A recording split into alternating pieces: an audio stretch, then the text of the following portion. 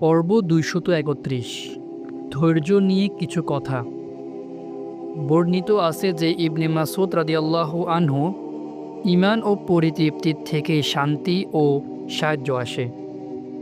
সন্দেহ ও ক্রোধ থেকে দুশ্চিন্তা, উদ্বিগ্নতা ও দুঃখ কষ্ট আসে বলেছেন।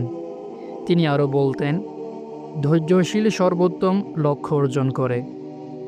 আব্বান ইবনে তাগলাব বলেছেন, আমি এক মরুবাসী আরবকে বলতে শুনলাম যে সে বলেছে, যখন কেউ অগ্নি পরীক্ষার সম্মুখীন হয়ে সে পরীক্ষায় উত্তীর্ণ হওয়ার জন্য ধৈর্য ধরে, তখন সর্বাপেক্ষা মহত্তম একটি গুণ প্রকাশিত হয়। তার ধৈর্য ও আশা তার উপর আশাপ্রদ প্রভাবে ফেলে। এ যেন সে সদা নিজেকে সমস্যা থেকে রক্ষিত হতে দেখে। আল্লাহর প্রতি বিশ্বাস ও তার সম্বন্ধে তার সুধারণার কারণে তার মানসিক অবস্থা এতটাই উচ্চ মাত্রায় আশাপ্রদ। যখন কারো এসব গুণ থাকে তখন আল্লাহ তার হাজত প্রয়োজন পূরণ করে দিবেন ও তার জীবন থেকে সংকট দূর করে দিবেন।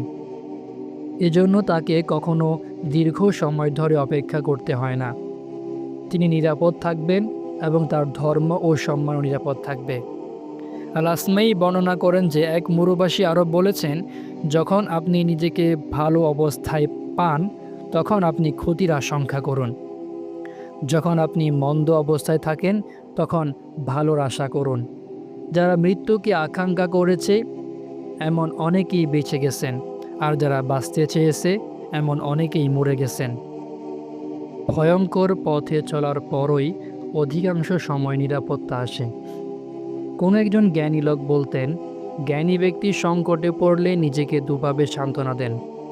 প্রথমটি হলো পরিতৃপ্ত হওয়া, দ্বিতীয়টি হলো তার উপর যে মুসিবত এসেছে তা থেকে নিষ্কৃতির উপায় আশায় থাকা।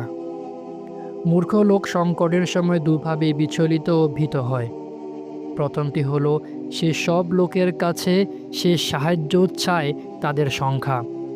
দ্বিতীয়টি হলো তার উপর যে মুসিবত এসেছে তার চেয়ে আরও মন্দ অবস্থা সম্বন্ধে তার সদা ভয় ও আশঙ্কা। এবং আমি পূর্বে যেমনটি উল্লেখ করেছি, বর্ণিত হয়েছে যে মহান আল্লাহ কঠিন সমস্যার মাধ্যমে আমাদেরকে শিক্ষা দেন। এমন শিক্ষা যা অন্তর, কর্ণ ও চক্ষুকে উন্মুক্ত করে। আল হাসান ইবনে সাহল বিপদ আপদকে ভুল ও মন লোকদের জন্য জাগরণী আহ্বান, ধৈর্যশীল লোকদের জন্য পুরস্কার লাভের উপায় এবং প্রত্যেকের জন্য কল্যাণের স্মারক হিসেবে বর্ণনা করেছেন। এবং আল্লাহর বিধানই সর্বোত্তম উত্তম, বিশেষ করে তাদের জন্য যারা তাদের বীরত্বের মাধ্যমে মৃত্যু তালাশ করেছে মনে হয়, যারা স্মরণীয় জীবন তালাশ করেছে এবং যারা তাদের মতো নয়, যাদের বর্ণনা নিচের আয়াতে দেওয়া হয়েছে। যারা তাদের ভাইয়ের সম্বন্ধে বলল অথচ তারা ঘরে বসেছিল, যদি তারা আমাদের অনুসরণ করত, আমাদের কথা মতো ঘরে বসে থাকত, তবে তারা মরত না।